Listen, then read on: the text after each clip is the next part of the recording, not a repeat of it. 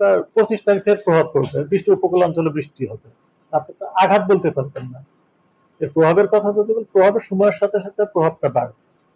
এবং প্রভাবটা নির্ভর করবে তার ল্যান্ডফলের উপর, তার ট্র্যাক, সে কোন দিক দিয়ে যাচ্ছে তার উপরে।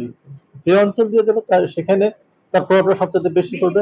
ডানে কিছুটা কম পড়বে, বামে আরো কম পড়বে, এরকম ঘটনাটা আসলে। তার মানে কি, যদি এই দিক দিয়ে যায়, খুলনা বা এই সাইড দিয়ে যায়, না 26 না, এটা ইয়েটার মতো কি, না এটা না, এটা তো জিনিসগুলো তো আনসার্টেন এখন তো।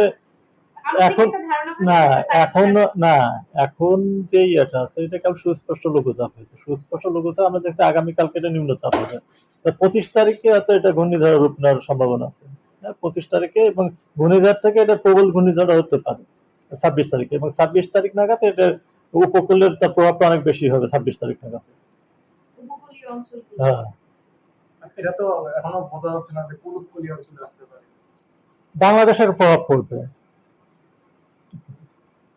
বাংলাদেশের কোস্ট তো খুব বড় না আসলে, কত কত কিলোমিটার, একটা আমাদের কোস্ট দৈর্ঘ্য 600 কিলোমিটার মতো, 600 বা 650।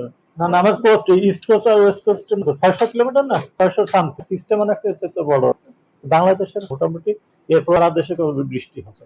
বাতাসের ব্যাপার, যে কোন অঞ্চলে যদি ওয়েস্টার্ন সাইড দিয়ে যায় তার ইস্টটা কম হবে, বা যদি ইস্টের দিকে ইয়ে যায় কম হবে, বা যদি বাংলাদেশের উপর দিয়ে যাচ্ছে তাহলে সাপ পড়বে বেশি। সময়ের সাথে ইয়ে গেল, 24 ঘন্টা পরে আমরা আরো ডিটেলস এটা ইয়ে, মানে কালকে মূলত বলা যাবে যে কি হবে। না কালকে না, কালকে বলে এখন এখন যেটা বলছি এটা কালকে আরো কনফিডেন্টলি বলবো, তারপরের দিন আরো ইয়ে হবে, আমার ইয়েটা অঞ্চলটা ইয়ে হয়ে আসবে।